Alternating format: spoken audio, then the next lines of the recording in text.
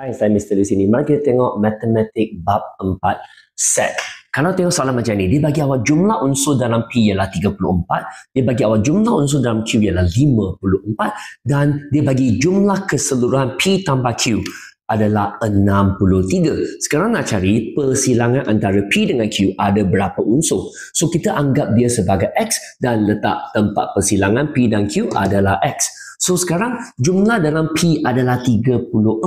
Jumlah dalam P ada 34. So 34 tolak X. Sini ialah 34 tolak X. So jumlah Q adalah 54. Jumlah Q 54 artinya sini ialah 54 tolak dengan X. So itu dia. Dan dia kata jumlah keseluruhannya ialah 63. So 63 berarti 33 ini tambah jumlah dia 63 artinya 34. Lepas tu tambah dengan X.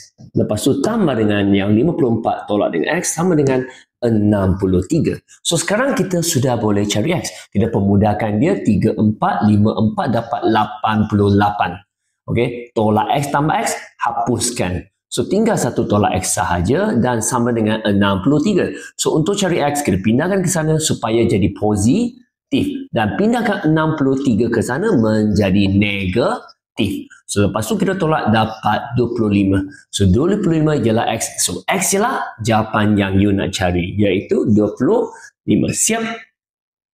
Thank you. Untuk mengetahui lebih banyak, anda boleh join saya melalui kelas percubaan secara percuma. Cuma kena WhatsApp ke nombor ini. Kami akan membantu anda.